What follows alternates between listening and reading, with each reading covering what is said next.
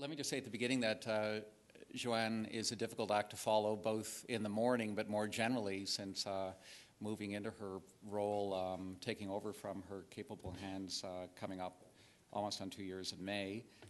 Just to say it's been a wonderful experience getting to know Joanne, and as you heard this morning, she's a dynamic and inspirational person. So thanks, and look forward to working with you. What I wanted to do this morning, and I'm just going to take a couple of minutes and talk a little about some of the work that we're doing in our office on a sustainable development study. And this is a little different from what our office generally does, which is obviously around the issue of auditing. I wanted to acknowledge my colleague Andrew Ferguson, who is here. He was the lead author on the study, and I'm just going to describe it very briefly. Thank you. And also, and before going into what it says, and it's not yet out, so we're going to be releasing it on March 23rd. But I wanted to mention, first of all, why we bothered. So first of all, studies aren't something that we do in our office. What we do is auditing. I'm going to talk a little at lunch about some of the things we do on auditing programs. We generally look at the performance of federal programs, present findings to Parliament on what federal programs are doing, what they said they've been doing, how do they know if they're achieving what they've said they're doing, what are their measurements of success, how do they know if they're moving the yardstick, and that's sort of our daily work. It's essentially related very critically to measurability and accountability. What we're doing in the study is a little different, and I think from the Office of the Auditor General, I think the last time they rolled out sort of this much effort into a study as opposed to an audit was in the early 90s on the debt and deficit. And that, for those of you that can remember, that was a critical juncture in Canada's fiscal and monetary balances or imbalances, to the point where the IMF was coming up to Ottawa and providing some warnings on potential structural deficits. So that is a background or the context for why we're releasing now a study on sustainable development. For us, it's important. It's important in terms of where Canada is, where the federal government is. Does the federal government know where it's going? Are there issues, are there yardsticks to know where it is and whether or not they can measure progress? So before going into mention what's in it, I wanted to raise, and I think our colleague from Nova Scotia hinted at as well as Joanne this morning, and that's the concept of sustainable development. I think part of the reason we've done this is that it's a concept that's been kicking around actually quite well before. David will remember, not because of his age, but because of his excellent memory. It's been kicking around before Our Common Future. There were slogans and phrases and work related to development without destruction that were in UNEP governing councils and elsewhere from the early 80s. So we're coming now on 30 years where the concept of sustainable development has been there. Somebody had a very, very interesting presentation, PRI in Ottawa, and they brought in some Dutch academics who talk about definitions of sustainable development, and they counted 250 different definitions of sustainable development and sustainability. And the real question is, I mean, I think I'm a great believer in the, let a thousand blossoms bloom, but I think that there's a point where there's something to be said for definitional clarity. And whether or not sustainability and sustainable development mean the same thing. What do we mean by sustainability? What are the things we want to sustain? When you look at both economic and social dimensions or indicators of progress, do we in Canada want to sustain, and does that mean the same thing as maintain, all current social conditions? The answer is clearly, if you look at quality conditions in First Nations, the answer is clearly no. And so when you look at the dynamic or the relationship between the three pillars of sustainable development, what do we want to move forward? What do we think needs to change? What do we think must remain the same for our own resilience or our ecological sustainability? So I think the issue of really, for me, which is now a mess, to be honest, and if you're coming from a public sector governmental perspective on it, what do we mean by sustainable development? If there's no agreement on basic founding principles, and then you go back to Brundtland, which is what the Federal Sustainable Development Act has done. The people have been arguing about the Brundtland definition now for 20 years. What does current needs mean? What do future needs imply? What does improving prosperity and quality within the context of needs? What does intergenerational responsibilities mean, but both from a legal as well as a practical application. So those are some of the starting points in why we thought, before going in and saying we're going to hold yet the government to account for another audit, we thought let's lay out some landscape in terms of a study. So I just want to mention three things that we've looked at in terms of the focus. So the first one, I think all or most definitions of sustainable development, their starting point is integrated decision making. And we've heard this now for decades. What does the need for integrating the three pillars, environmental, economic, and social issues? But I mean, I think that the problem or the challenges related to integrated decision making is clearly in its application. Does integrated mean that there's something that the dictionary definition of integration is a smaller thing, is brought into a larger whole? Does integration within the three pillars mean something different? What is the bigger system then that you're looking at from an Oxford Dictionary definition of integration?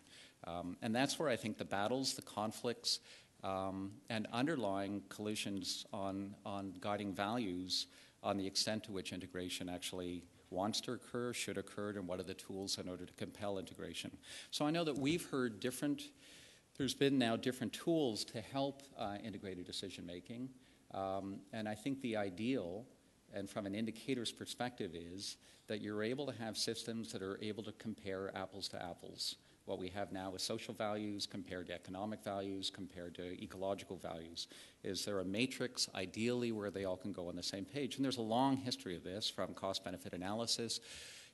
Most of the work on both resource economics, environmental economics, and ecological economics is trying to get that kind of matrix where you can have essentially different systems, different disciplines with different goals, underlying values, and objectives to be able at least to talk to each other so that we get at some kind of ability to make what we all want, which is an informed decision.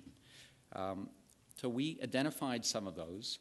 And we haven't come out with one recommendation on what is the best one. And clearly the reason for that is there isn't consensus in the literature on what might be the best one.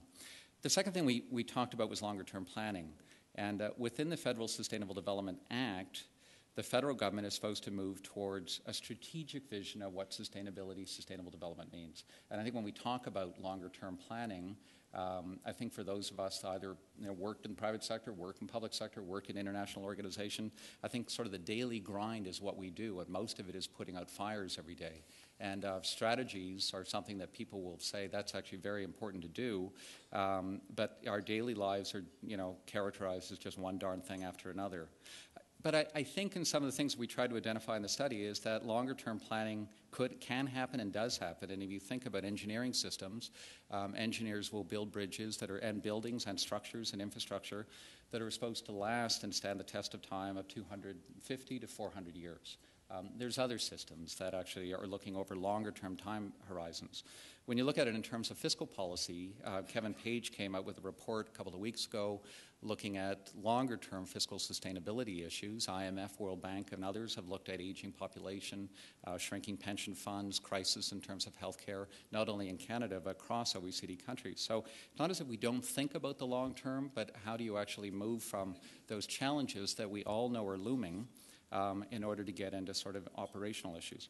And the final thing I wanted to mention was measurability. And I don't think there's really much more I can add to what the discussions I think you've had yesterday that Andrew has told me.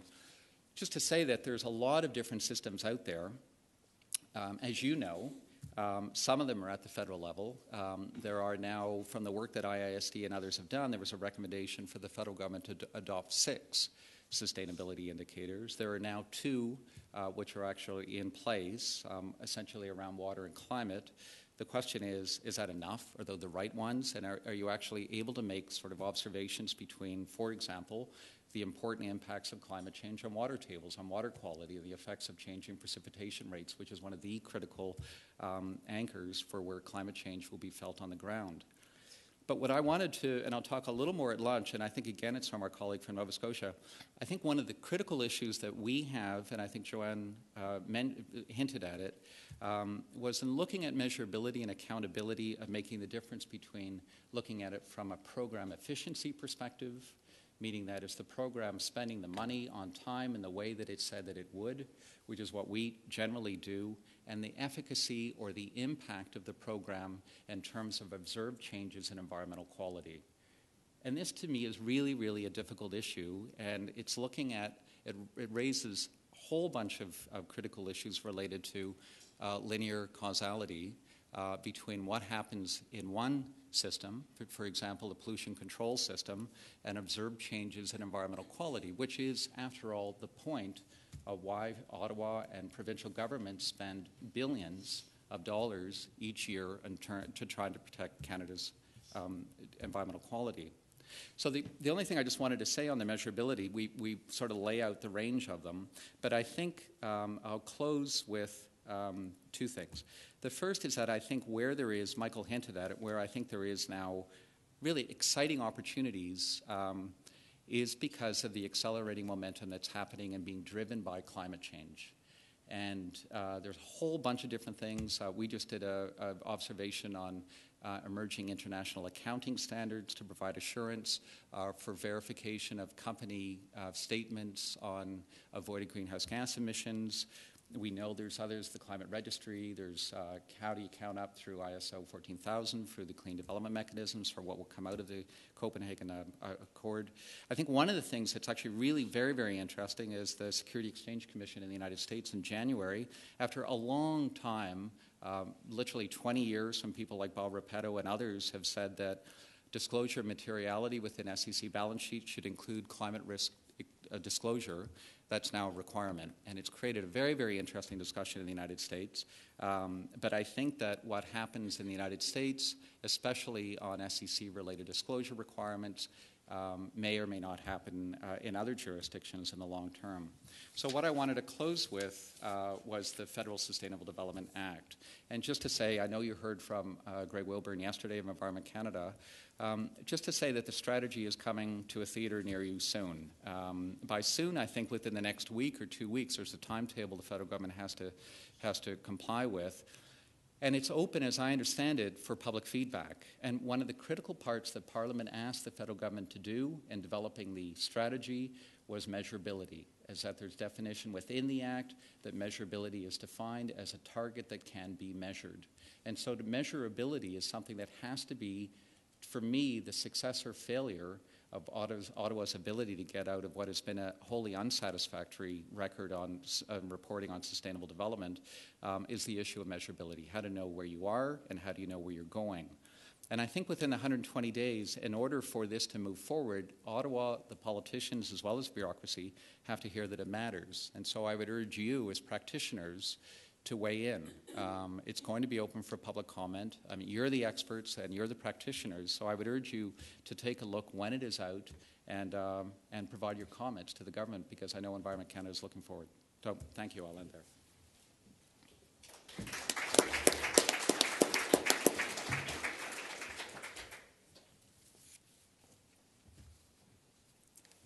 What I want to focus on in my remarks is to take a look at the broader context of what constitutes sustainability appraisal and some of the frameworks, approaches, and tools. I'm only going to touch on these, but to try and place those in the context of federal performance. And I want to think here of, do we have a performance that's worth measuring within the federal government in sustainability terms, and look at some of the processes that can help deliver those and how well-founded or not they are. So I'm coming at this, in other words, by stepping back a few paces from where Scott was and looking at the bigger picture of sustainable development decision-making as I perceive it.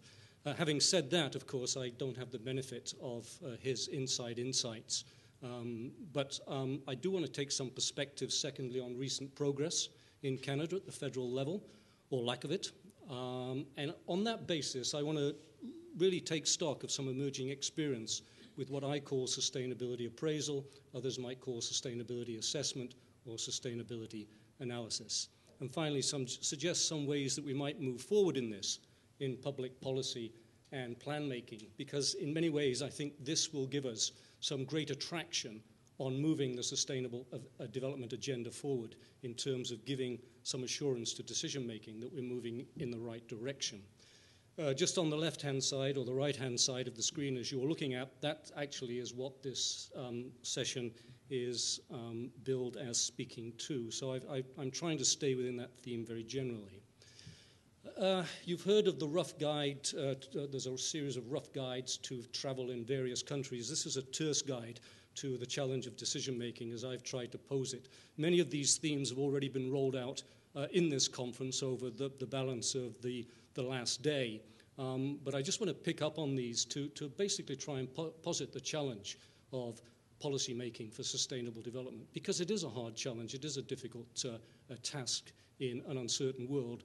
There are many policies and far fewer actions, and I think this lies at the nexus of why we're making slow progress in implementing sustainable development. There's absolutely no shortage of commitments made by the Canadian government and any other government, and the road from Rio to where we are now is absolutely papered and plastered with the damn things. Actually delivering on them is far less impressive. At the same time, we live in both a globalizing world and a greenhouse world, and there's not only new realities from the rise of the BRICS, the Brazil, Russia, India, the Chinas, the new emerging economies, which are now a driving force of economic development around the world, but with them come even more pervasive looming threats in terms of living in a greenhouse world. Decision makers in trying to make sense of all this and in how to move forward, both to come to grips with these sustainability issues globally as well as nationally, are faced with a set of pervasive uncertainties. And yet at the same time, there's a very real set of warning bells that we're nearing limits from any number of blue commissions and global studies out there. Anybody who's read the Millennium Assessment, the Millennium Ecosystem Assessment, cannot fail to be depressed by how much we are running down those absolutely critical ecosystem goods and services on a worldwide and also on a regional basis. So there's both a need for urgency but also precaution in what is now a full world. And Herman Daly refers to the difference between an empty world and a full world or a filling world, 6 billion people plus and counting and increasing, with some very looming uncertainties about food security in many areas as climate change begins to bite. Decision makers are faced with endless information and multiple views. I don't think we begin to catch on to what deliberative decision making means in an age of instant communication, of somebody taking a photograph in Tibet, which is around the world in literally seconds afterwards. We are, in fact, living in a far different age in terms of communication. And I'm not sure how this really plays out in terms of conventional policy making. We also operate, at least I think we do, within governments and the federal government in a set of policy silos, but they have to deal with a set of interconnected issues. Issues like, for example, now the really big issue is the link between climate change and between biodiversity loss. As some of the climate change appears to begin to bite, we're going to see ranges of many species shifting at between 150 and 300 miles. Bottom line is many are not going to make it, including perhaps many in Canada, and some of you may have seen or heard already of the fact that grizzly bears are now moving north into territory previously where only the polar bear had been seen, setting up some very real potential issues here of interspecies risk and conflict. So how do we do adaptive choice in a line bureaucracy? How do we make all these sustainability governance pushes that we hear so much about in a bureaucracy that basically is fairly rigid, fairly inert, and which operates in a culture which I would perceive to be risk-averse?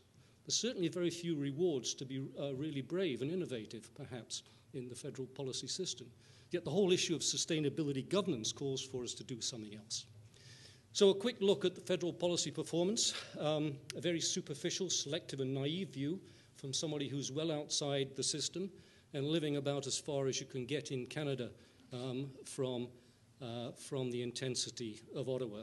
I've tried to look here at the good, the bad, and the ugly, judged against 3C criteria of commitment, consistency, and coherence.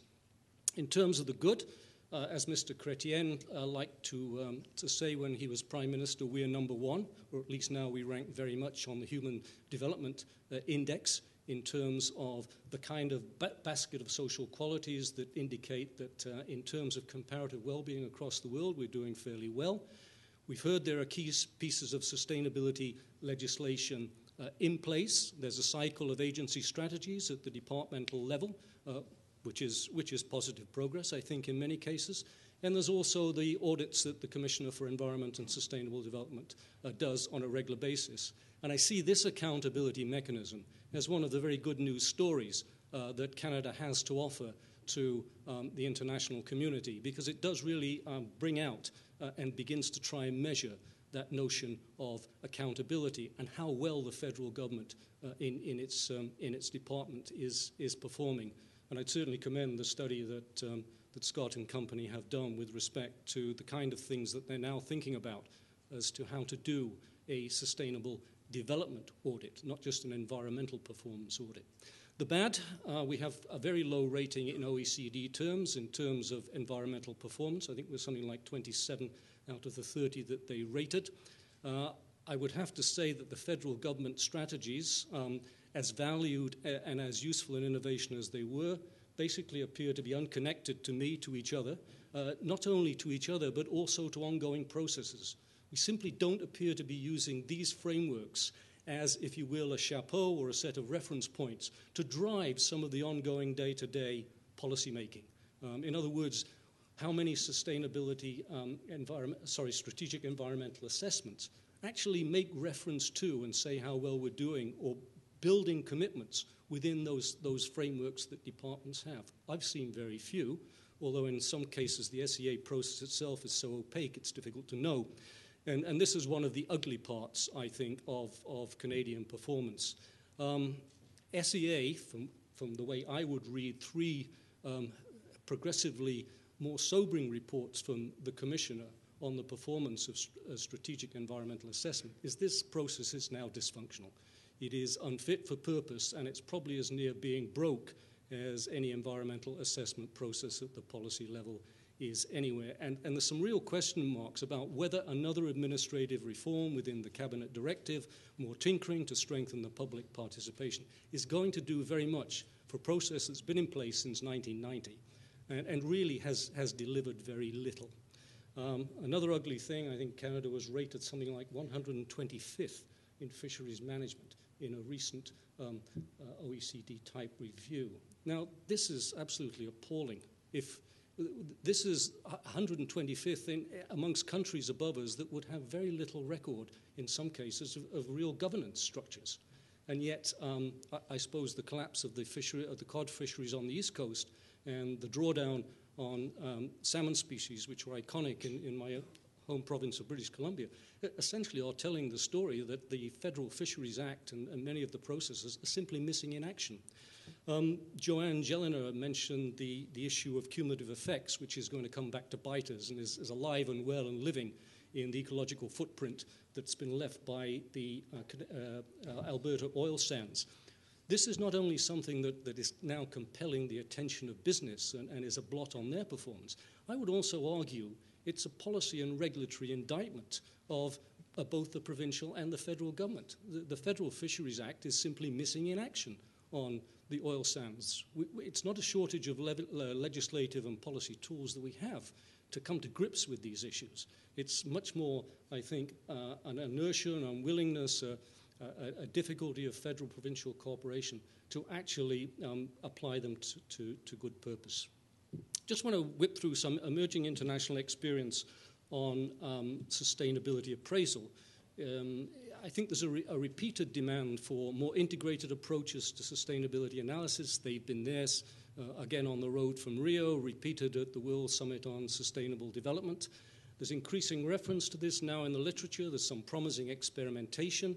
We've got examples in the European Union of something called an integrated impact assessment process, which is largely based on the Regulatory Impact Act, but attempts to bring together the environmental, the social, and the economic dimensions of proposed legislation that the EC is thinking about promulgating. It's an internal process to the EC, but in terms of this integrative thrust, I think is one that is worth looking at.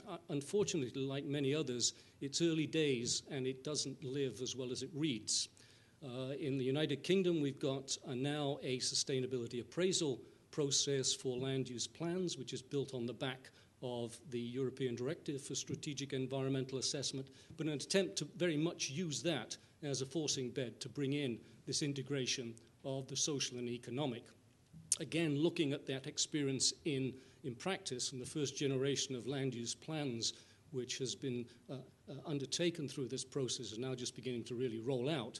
There's some suggestions that the sustainability and economic dimensions of the analysis haven't really been done in as thoroughgoing way as many people might have anticipated. So again, some question marks there. And Australia's got some good examples of trying to do comparative regional assessment of forest policy. Again, bringing together a whole range of these economic, social, and environmental characteristics of major policy change and strategy. We've got limited examples, I think, of real integration of the three pillars. We've got many more examples of partial integration, of integrative or parallel links. And I think the key challenge here is to sharpen and focus this tool to sustainability purpose. One of the problems we have is this, what I call in this particular diagram, this sustainability assessment spaghetti. We've got any number of processes and examples which are out there which are essentially institutional and intellectual branding. And so it's not clear whether the same thing is called by a different name or the same name refers to different things. But in any event, all of these things are somehow attempting to come to grips with this larger notion of how we assess proposals, past actions or future proposals against some notion of sustainability, some framework of sustainability. If we try to cut through this fog of the spaghetti of brand naming, probably find three entry points for doing a sustainability appraisal. And here I'm looking at sustainability appraisal as a proactive mechanism. If we looked at it from a measurement point of view, I think we could say that we're evaluating progress towards sustainability on three levels. We can, at the macro level, look back to how much progress we've made to date. These are some of the things, if you will, the big picture issues of how well we're doing at a societal level. We can take, on the other hand, at the micro level, specific new proposals that are being rolled out and subject them to some form of assessment, which we now do, which is the vehicle for being more integrative as we try to look forward. And there's a reference between those two things to actually use these as reference points for specific assessments of proposals going forward.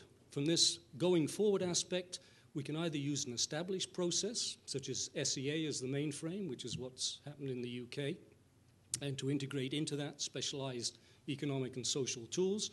We can coordinate parallel streams of the three, if you will, distinct dimensions of assessment, bringing findings together at key steps, which will require some new rules of the game, in my mind, for how we trade off the differences between economic costs compared to social benefits, things of that nature. And we can develop a new and unified process. And there's lots of examples of this in Europe, the kind of people that Scott was talking about that went to the PRI meeting in terms are very strong on these integrative forms of assessment. But in many ways, they're still of the academic world and not necessarily fully tried and tested in ongoing practice. What might a framework look like for undertaking this? Moving towards wrapping up here, Michael. Well, the Mining and Minerals Sustainable Development group, which looked at sustainability of the mining industry, I think came up with a very apt quote, that the real power of applying ideas comes from the capacity to integrate and synthesize rather than split and apart into separate categories. Yet that challenge, that essence of integration at a substantive level, is the single most difficult thing to do. Probably 5 sort of perspectives in terms of moving forward on it. We'd need some framework of sustainability aims and principles against which to make a considered evaluation of whether we're making progress in the right or wrong direction towards sustainability. We need some core principles and requirements that govern the assessment process. They will often come from impact assessment itself. We have to have some set of indicators and criteria against which we make judgments. They can be objectives-led in terms of a triple top line, or they can be effects-based in terms of a triple bottom line of sustainability criteria. But against that floor and ceiling, we're looking at, if you will, norms or values or goals to aspire to, and we're looking at thresholds, however inelegantly we're going to define them, that we don't want to fall beneath. We need some tools and methods for undertaking the assessment, and I think we need some new rules for trade-off and decision-making, because one integrative methodology or numeraire will not do it all. At the end of the day, there's still going to be some hard choices between those costs and benefits, risks and gains that we have on the table from the different three perspectives. No shortage of tools. There are many. They're out there. The study report that Scott refers to, that soon will be tabled with Parliament, makes some reference particularly of economic appraisal, of benefit cost analysis. There's any number of social appraisal tools out there. Environmental impact assessment and SEA are certainly well tried, if not particularly well-founded within the federal system in the case of SEA. And there are a number of integrative tools both for looking backwards and going forward. So I don't think it's a shortage of tools and methods per se. It's the mix into which we embrace them and the trade-offs that we need to make. I've just flagged here some of the World Commission perspectives on how we might make trade-offs and decision-making. The World Commission on Dams, I think very interesting work that it did in terms of dams, which really, I think it's a pity it was ignored by the World Bank and others, and it still languishes out there with, I think, relatively few people doing much with it, and I think more could be made of it. At the end of the day, and this is with the Commission in mind and the measurement community in mind, the basic bottom line to me is still environmental sustainability.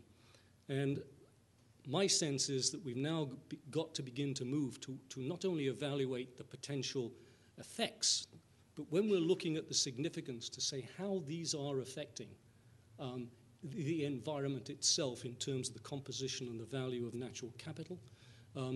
We've got to, I think, begin to think more clearly about the appropriate version of the precautionary principle that we use. It's not something that's a wet blanket that's dropped over everything, but where there are impacts on critical resources and ecosystem services, where there are real risks at stake, we should be hewing to a strict precautionary line, and the federal government already has a framework on that.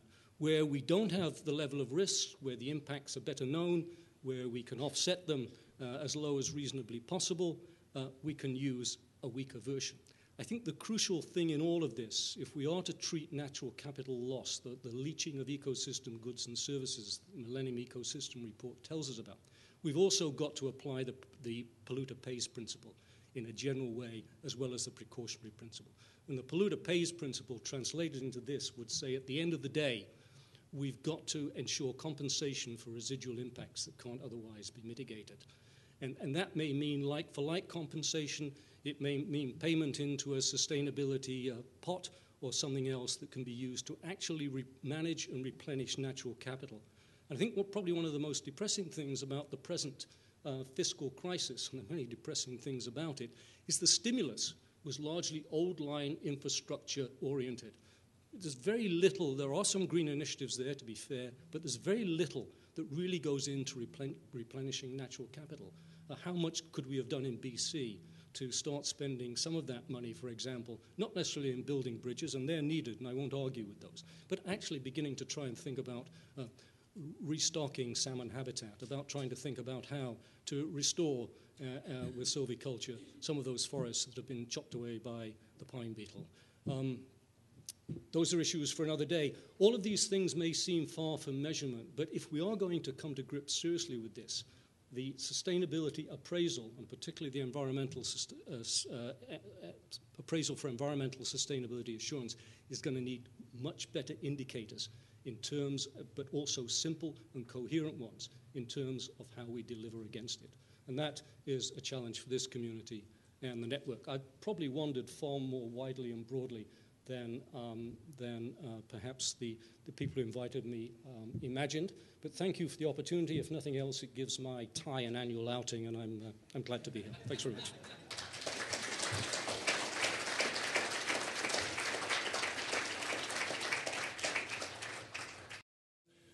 Well, good morning, everybody. I'd like to begin. I'm David Runnalls. I'd like to begin by welcoming you all here. I'm the expiring president of ISD. I expire before your very eyes. And I have an excuse for not being here yesterday, and I wish I had been, because Hazel Henderson is an old friend of mine. I was introducing my successor to his new staff in Winnipeg, so I felt I actually had to do that. But I'm glad to be here. I'm glad you're all here. It's an important part of our program. Laszlo and his measurement and assessment team. It's been the hardest thing to fund that we've ever seen, and it's not because of the quality of the work. It's because measurement and assessment is always at the bottom of the table. Everybody says, "Geez, I'm glad you're doing that," and you say, "Well, it would be very nice if you would contribute something," and well, no, we don't have any money for that. And so I hope that this conference is a way of CSUN sort of coming out of the closet a little bit. What you do is vital. I won't repeat the old joke about what gets managed gets measured, but it is actually true. I've now begun to discover what the definition of old age is. It's when you get a nice introduction by people like Michael, who refers to decades of experience and lists off endless alphabet soup organizations for whom you've worked.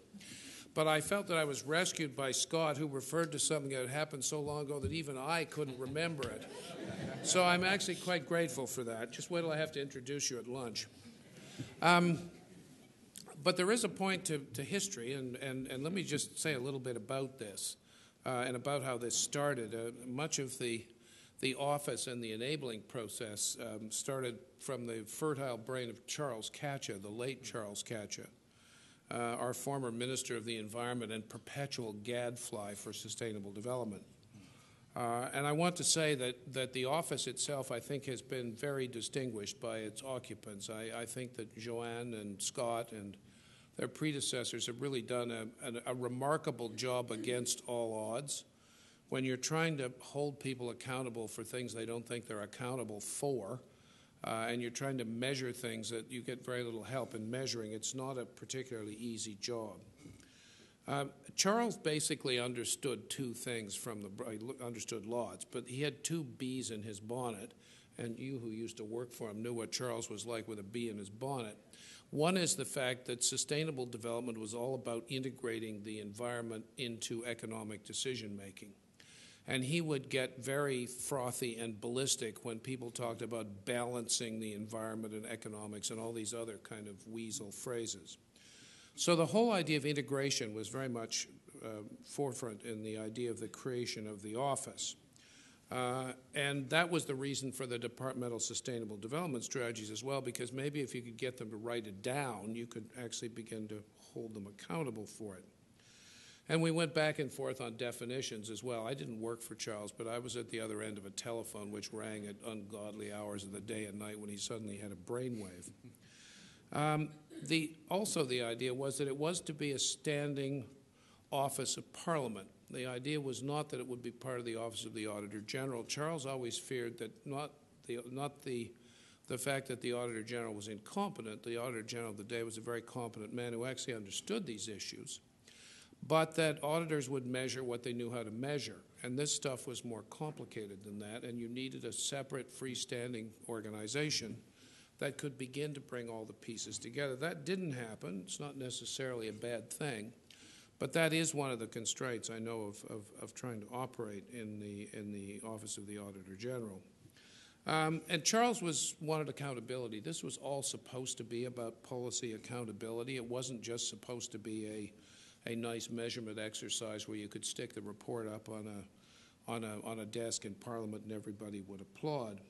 The other challenge, of course, is this whole question of intergenerational equity, and I haven't seen anybody that's been very good at figuring out how to measure that. And in Scott's paper, there are some interesting attempts to look at things like scenario planning, transition analysis, and things like that, doing useful things with the discount rate. because as you all know, the traditional economics and cost-benefit analysis is the kind of enemy of environmental sustainability in many ways, and the World Bank will show you how they can manipulate the discount rate to get almost any result. We actually used to know how to do this stuff. What people forget is that in about 1993, Canada was the world leader in sustainable development by a long shot. And we actually understood how to at least talk about policy integration. We had 10 roundtables on the environment and the economy, and they were constructed of people who made decisions. I sat on the Ontario Roundtable, and we survived 3 administrations, although Mike Harris wasn't deliriously happy to have us in existence. But when we were created, we had 7 cabinet ministers, including the provincial treasurer, who came to all the meetings. We had 7 chief executive officers of some of the biggest companies in the province, and 7 odds and sods like me, and the head of the Canadian Environmental Law Association, and Bob White, who was then the head of the Canadian Auto Workers. So this was a pretty high-powered bunch. And it was in the middle of the really disastrous recession. We survived into Bob Rae's administration. And we actually wrote a sustainable development strategy for Ontario in times of economic trouble. So there was a lot of information and a lot of talk about this. CEOs, many of them told me they spent up to 30% of their time working on sustainable development and environmental issues. Now, there are all kinds of reasons it fell off the table, and there's no point in going into that in massive detail, but they include the worst recession we'd had up until recently, the constitutional crisis, the war against the deficit, et cetera, et cetera. And we're now near the bottom of the list, as Barry just pointed out. I mean, we rank way down in almost every measurement of sustainability, which certainly doesn't make Scott's job any easier.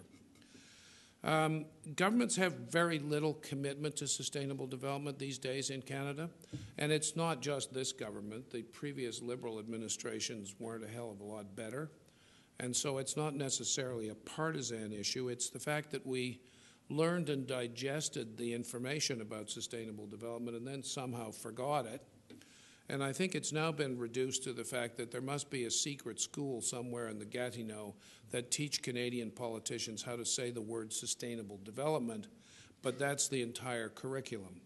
So we can still say it, but we actually don't know how to do it. There are, as Scott's report, we've all read this report, so we're all lording it over you because we know you haven't seen it. But there are tools in the toolkit already that could be used to do this properly, and I find, and Barry referred to this SEA question, which I thought by putting it next to fisheries meant that you were actually talking about a different kind of sea. But the commissioner did a report on the application of strategic environmental assessments, 2-3 years ago? And it's, even for somebody who's been around as long as me, it's absolutely outrageous. There is a cabinet directive which requires these things, and we're now at the stage where federal government departments don't even pretend to do anything about it. I mean, usually you can shuffle a few things around to make it look as if you're doing something. I studied diplomatic history at one point, and there was a wonderful exchange of correspondence between Henry Cabot Lodge, who was the head of the Senate, and Teddy Roosevelt, who was the president of the day, during a coal strike. And Roosevelt had gone off to the West to shoot something, which he always did, and left the country in the grips of this strike. And Cabot Lodge sent him a telegram saying, "Dear Mr. President, I know there's nothing we can be doing about the coal strike, but isn't there something we can appear to be doing?" Well, our departments don't even appear to be doing anything about strategic environmental assessment. So, and this is a cabinet directive. I mean, it used to be that you at least pretended to do something about cabinet directives. So with that degree of commitment, it's quite hard to hold people accountable. But, and I don't want to leave you with this sort of gloom and doom, I think there are some handles here that we could grasp. And the first is the whole question of the Sustainable Development Act. We talked about that. Scott's going to talk some more about that at lunch. And, you know, it's a very interesting piece of legislation, and it does require the development of indicators to be able to measure progress. And whether the government will do anything other than ignore it is a different question. It's interesting to me that governments now feel they can ignore acts of Parliament as well, which is quite new in the Canadian system. as I say, I think the paper is a very good one, and it begins to give some hope as to the way things can happen. But I want to suggest three other things to you, and that is that the whole question of budget restraint is a double-edged sword, and there's an edge to this sword which might be quite interesting, because we're going to get now 5 years of discussion in Ottawa about efficiency, about spending less money, about getting better bang for the buck. And there are lots and lots of elements to sustainable development that lend it to be an efficiency measure.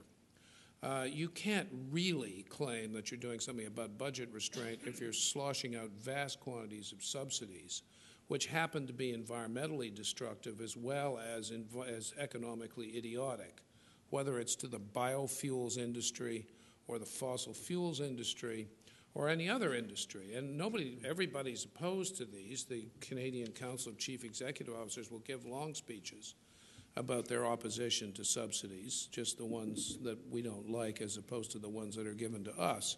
But I think there are lots of handles. And Scott mentioned the fact that the last time the OAG had produced a study of this sort, it was on the relationship between debt and deficit. I think there might be some interesting links between what you've done and the decisions that Treasury Board and Mr. Flaherty are going to have to face. And I think there are lots of arguments that sustainable development, if built in properly, can be an efficiency standard. And as I'm sure Joanne will tell you, there are lots of companies, some companies that now have put sustainable development at the core of their business model. And that's when you actually really get success, when sustainable growth, development, or whatever the company calls it, is actually the purview of the chief financial officer and the people that are actually making the economic decisions. Now, I don't think we're going to get there overnight, but I think there is an argument that if we are starting to worry more detail about how we spend federal money, that we should be looking very carefully at the sustainability of either bits of or all of the federal budget. My colleague Darren Swanson, who's sitting over there, has done quite a lot of work on what you might also do with the present Treasury Board accountability framework. I mean, departments do file annual plans. They do report on them. They do have targets and timetables. They do have 3 levels of outcomes. And this is very much ingrained in the federal system. It's got virtually nothing in it about environmental performance or sustainable development, nor are these things normally connected to the department's sustainable development strategy, which tells you how important the sustainable development strategy is in the general run of things. How can you write an annual plan, work plan with timetables and outcomes for a department that doesn't relate to the sustainability strategy, unless, of course, the sustainability strategy doesn't matter a heap of beans, and it doesn't. But I think there are ways in which one could persuade the Treasury Board, it's not your job, but it's our job, that they actually ought to be asking those sorts of questions as well about departments. You know, where are your environment and sustainable development results in this reporting framework? There are examples of this. State of Oregon produces something called Oregon Shines. It comes out, I think, every year, Darren, in which the state actually puts down the outcomes it's trying to achieve with its budget and reports on how it did. If they're trying to reduce infant mortality rate by X%, they report on that. Alberta had a go, I don't know whether they still produce it or not, called Measuring Up, and which was done on a 3-year planning framework. Now, these things don't have integrated into them sustainability indicators, but it wouldn't be that difficult to do it. These things exist. They're produced by treasuries and by finance departments, and therefore people read them. They're not produced by the Environment Department. So I think there's some real possibilities there, and I guess the ultimate desired outcome is something we've been experimenting with a little bit in Manitoba called outcome-based budgeting, in which you actually sit down and worry about and this came out of financial crises in a couple of U.S. states, in Iowa and Washington, where the state was in serious financial trouble, and they had to learn how to make choices. And instead of just giving everybody a 10% haircut, which is what you usually end up with in budget reductions, for one reason or another, politically, the governor in both of these states decided, okay, we're going to have to make choices now, and we're going to tell people what the choices are. We're going to set targets, and we're going to get the departments to essentially bid on the resources. How are we going to increase the number of children in school beyond X, et cetera, et cetera? And we've been doing it on a minor scale. The Manitoba government has a climate fund, which they set aside, 2-3 years ago. And they've begun to try and experiment with that, to use it actually as a kind of reverse auction internally. Here's this money, come forward with proposals as to how you're going to help Manitoba reach its Kyoto goals. 5 minutes, thanks, Michael. Anyway, that's a different sort of accountability, and I think it builds on the fact that we are going to have to be increasingly conscious of the way in which public money is spent, and I think it plays to the right political winds. Now, I just want to say something very quickly, if I may, in response to what Joanne was saying about the private sector, because you have to figure out who's going to drive this in government, and one hopes that it might be driven at least partly by some of those companies that have actually taken sustainability to heart. And if you are the XYZ company and you have built this into your business plan, then I think you have a vested interest in the federal government doing the same thing, partly for the reasons that I think Barry was referring to, the sort of cumulative effects stuff, but also partly because you're operating in a milieu, you're familiar with this, and why can't the government do the same thing? So I might just spend 3 minutes telling you about an experience I've had with Shell. I'm on the assurance panel for Royal Dutch Shell. They have an annual sustainable development report. Shell is a company in a dirty industry, and they've invested a lot of money in the dirtiest end of a dirty industry.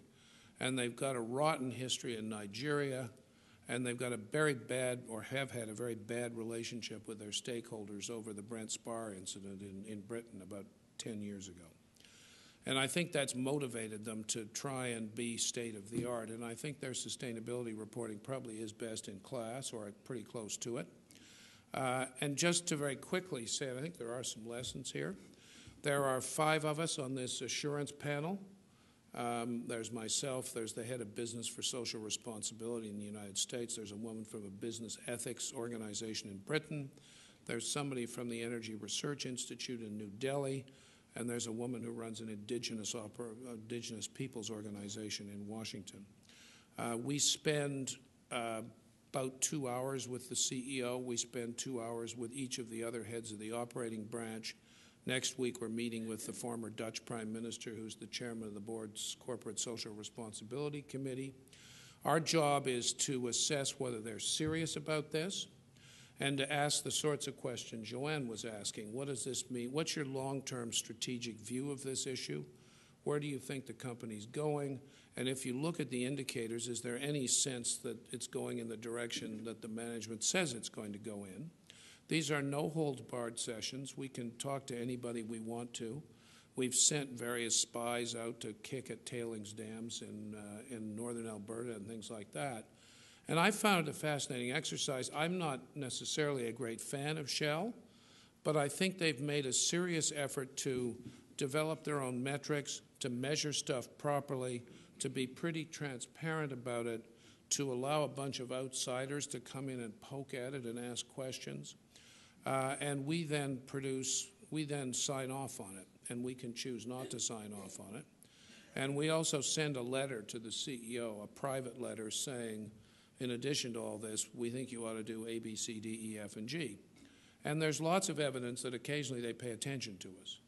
And I think there are lots of characteristics in that point to the sort of thing you were talking about, but that also point some directions for how a government might choose to be accountable in this fashion. Transparency, stakeholder involvement, clarity about the results, keeping the thing to a length that some normal person could actually read it, writing it in English as opposed to various kinds of technobabble, and being prepared to stand up for it. And I think we need to get to the stage where the commissioner can hold the government responsible in the same fashion. So thanks very much.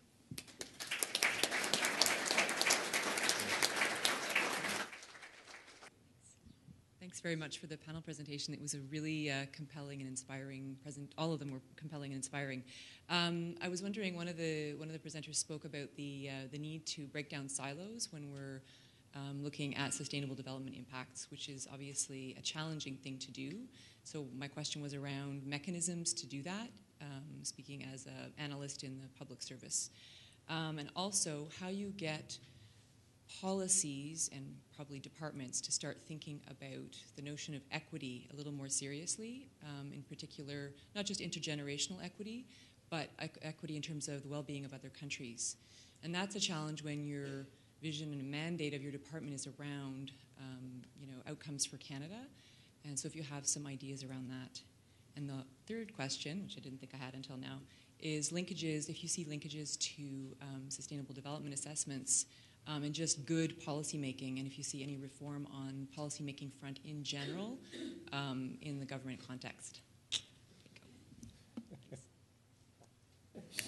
The silos question is obviously the key to this in many ways. It's interesting. Joanne, I don't know whether you've found this, but I haven't done much of this, but any contact I've had with large companies, for example, is that it's actually quite easy to explain sustainable development to a chief executive officer, because he or she is probably the only person in the company whose job is to integrate things across the company.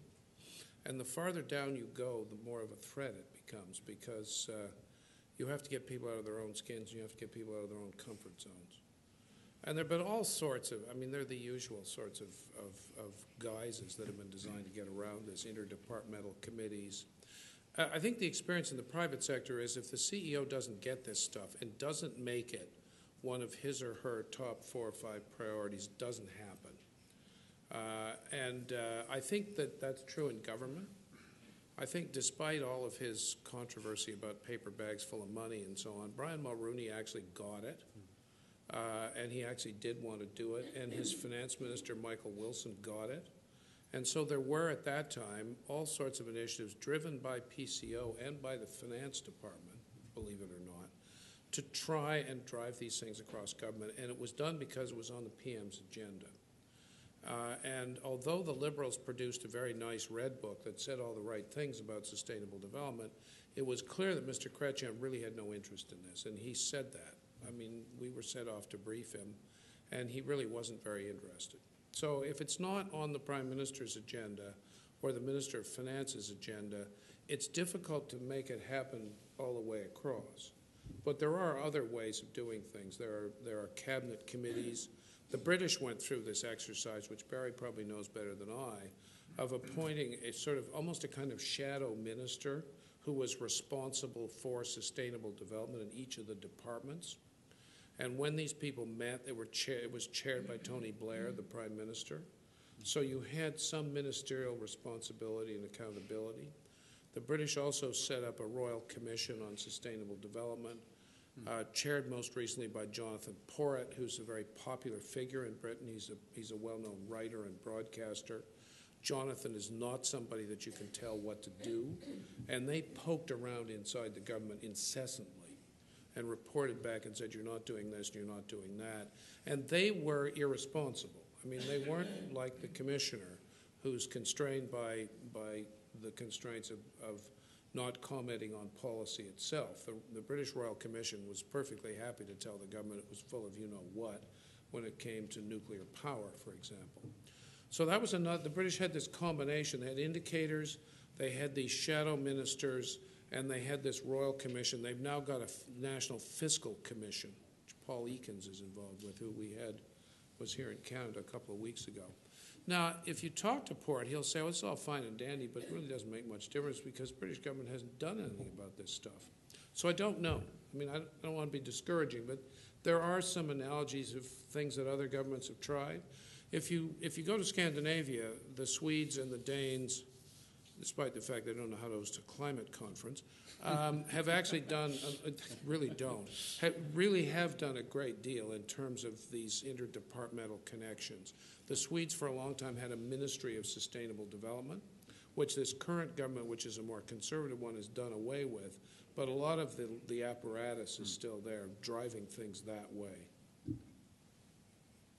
Scott? Well, just to say Roy Romano is coming here this afternoon. I'm not sure if he's here now, but the index on well-being I think is really outstanding, and I think that some of the indicators that they've developed specifically on social equity issues within Canada, income disparity levels, literacy gaps, and other critical indicators that they've looked at in that index. They looked at 3 indicators. I think is really the news is depressing. I think the exercise is welcome. I do think that if you think about sustainable development, the concept, the term, who has paid most attention to it, essentially, and specifically among ministers, they think environment and sustainable development is the same thing. So if Joanne said that measurability is a poor cousin of management, I think of social issues and social equity issues is the poor cousin within the sustainable development concept. It may be that it's just intrinsically too difficult. It's back to the issue of integration, of how many different variables or indicators are you able to look at it simultaneously. And so I think our office is as guilty as anyone, is that we've looked at it essentially. There was one study, I think, that my predecessor did on social dimensions of sustainable development.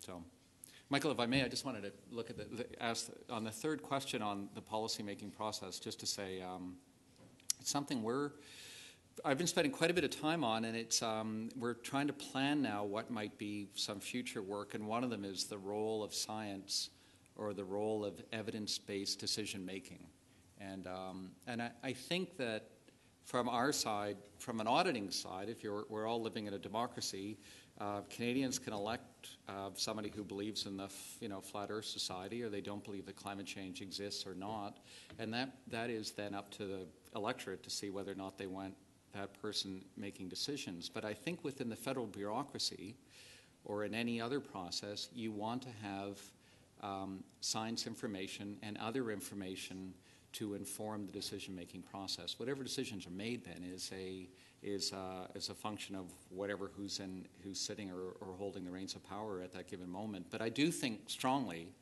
that you can dismantle programs, but you can't dismantle scientific evidence. And so but the real questions are the weighting issue. What is weight of evidence? There's been a long-standing and still unresolved discussion about what precautionary principle means in practice. We know what it says from Agenda 21. It's been around again for 20 years. But what does weight of evidence mean, and what is uncertainty, and where does that kick in, and how do you actually then set essentially quantitative thresholds for allowable limits of pollution, for allowable levels of water quality? Somebody has to make a decision which comes to a number, especially on regulatory targets. So for me, the role of how much is science and other information, what is that process that leads to a final decision, is, to me, critically important. Yes, I have hoping that the panel can comment on this, I guess, a notion of achieving integration of these issues, the economic, the social, and the environmental issues through a much, much, much greater capacity and resources for place-based planning and management. I think we've seen through a lot of presentations in the conference, and some to come yet, about the increased sort of use of community, or the presence of community quality of life information systems. We have more municipalities doing integrated community sustainability plans. And in fact, we've heard from a number of presentations, including Joanna's, is about businesses reporting on indicators through their corporate sustainable development reports, CSR reports. So in any sort of place, there are some indicators that point to real issues that are important, and we have businesses and governments reporting on them. And it's the idea and the integration really sort of the rubber hits the road when it's actually thought about in a place context. And I'm wondering if we need to be spending more time and resources on that, giving the capacity to local governments, both in terms of resources, to do these planning in a place-based sense, to actually make the integration more real. That's where it is real. And where government steps in, or federal government steps in, is in providing some of the cumulative effects assessment muscles to help provide the context for, well, how much water it can be is available for companies to use and towns to use within a current place, as just an example. So I'm wondering if the panel could comment on what they're seeing in terms of trends toward that, and what they maybe see 20 years down the road, if we're still having most of the capacity at a sort of a federal sector level thinking, trying to integrate across these issues, and we don't have a much greater capacity at the community and municipal planning level to think about these issues on sustainable development. Are we really going to be able to tackle this integration question at all? So there's quite a bit of activity going on around the country at the moment on this whole place-based approach to sustainable development, as you probably know. It's an initiative at the federal level that PRI, the Policy Research Institute, has certainly been pushing. And I think you're right that the regional or the local context provides the point where the rubber hits the road in terms of integration. I think, just stepping back and relating this to the last question, one of the dilemmas of the policy silos is they're not just institutionally rooted, they're also intellectually rooted. And if we're trying to bring the three pillars together, economics, ecology, and whatever passes for equity analysis, tend to have different ways of weighing evidence, of making judgments about uncertainty, of doing their analyses, which are not necessarily easily compatible. And so this issue of cross-linking and bringing together things in a spatial context, whether it's regional or local, I think is something that does begin to force integration.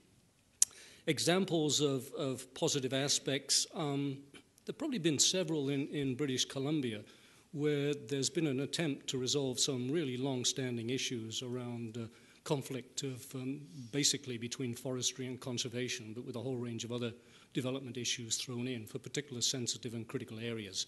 The Great Bear Rainforest is one particular example where they've actually brought together the kind of, if you will, round table, including community-based representation, that's attempted to thrash these things out. But again, they've very much been creatures which are under control of the provincial government. Now, if they've brought things together in a way that makes sense to the provincial government, I think there's been some notable successes in balancing those things out and those being taken on board by the provincial government. Excuse me, but they're very much hit and miss, pushed by the pressure of events of whether the Premier feels he or she is in a corner or not, or whether they're so high profile that things come in and go out. So there are examples. There are some in other countries. I'm going to pass the floor to others. But in terms of integration, I think the issue of getting at substantive integration of the three pillars very much depends on the type of process integration that you have as well. And that also reflects a level of structural integration, what we might term policy coherence. And I think one of the things I was very critical of in terms of the three Cs is that coherence does not appear to exist at the federal government level, either across the silos or indeed across the agencies who are doing their own federal strategies. So I think we need the processes that David's alluded to in the previous question that bring these together, but I think they're still in many ways experimental. The Australians have done a very good job in terms of their forest policy assessments, which bring together these range of people and have tried to settle very long-standing issues around old growth forests versus amount of timber harvesting compared to other values. And that's, I think, has been one of the kind of success stories I've seen, but over to the others. David, you want to tackle that? Well, I think Barry's right about BC being an interesting laboratory for this. I mean, there are all sorts of, as you know, very consultative processes that have gone on. One of the most interesting ones is the whole Fraser River Basin management planning, where, and I used to go every year and speak to they had an annual conference, and it was a very interesting thing because you'd have people from every little town and village all along the Fraser River, plus the provincial government people, and it was largely funded by the Fed, so you also had DFO there. And it was set up as part of the Green Plan. I think it's the only thing that ever survived the Green Plan. But it wasn't it was to deal with a specific problem, which was the Fraser, but it wasn't like the Great Bear Rainforest. And so it's persisted. I think it's been going for 10 or 15 years, and it's done all sorts of innovative things of involving local governments, involving indigenous folk. There are 5 or 6 First Nations groups along the river. They're the salmon fish. I mean, it's got every conceivable controversy in it. And it has actually managed to bring together people living in the watershed so they actually understand what a watershed is, which is quite an interesting accomplishment in and of itself. And if I just might add one other thing, I mean, I'm sort of conscious of the fact there are people from BC here who understand this process better than I. But from what I've understood of it, from talking to people, the way in which the British Columbia government did its climate change planning was probably more integrative than I've seen in any government in Canada, and it was driven by Campbell. And if anybody had asked you 5 years ago, would Gordon Campbell be the great environmental leader of Canada, you would have fallen about laughing. But he obviously got converted on the road to Damascus and set up a very tough and powerful secretariat in his own office and just railroaded this stuff through. And as far as I can tell, it's gone through virtually every department in the government. I gave a talk last year or 2 years ago to a meeting of agriculture secretaries from North America at Globe, and the BC Deputy Minister of Agriculture was there, and he said, yeah, he said, I know all about it, and we've done this and this and this. We have a no-let loss of wetland strategy. We've taken the original reserved lands and built it into the climate. And it had shot all the way through the government. And it was because the Premier's a pain in the neck. He obviously had this bee in his bonnet. He was bloody well going to make it happen. And it's not perfect. But it's a very interesting example of how you can drive this stuff through in an integrated fashion. And the Fraser Basin is the other thing around. It's bottom-up stuff. And somehow it works. They do talk to each other. They haven't solved all the problems of the river by any means, but they do talk to each other, and they talk to each other quite regularly. And I think those are two very good examples, kind of world-class examples of how you do this. Is John Robinson here? He's supposed to be here. No. Well, John could either tell me I'm right or wrong. Barry, you could too. Steve, do you want to make any comments on that? Yeah. Well, just quickly, there's a report that came out from the Mackenzie Valley Pipeline assessment. It was 4 years. The Joint Panel Review has now released their report, and that was, I think, really for me, it's an outstanding example of two things. One is very much the same thing as what David has said. On seeking input from communities, and northern development inherently is more difficult because of land settlement, of legal jurisdictional issues, as well as traditional knowledge, First Nations. They've come out now with a report, and the report has, to give the sort of complexity, if you move with a pipeline, there's 177 different recommendations which are addressing, a large part of them are social equity related issues in terms of benefit sharing, if there's going to be a pipeline and things like that.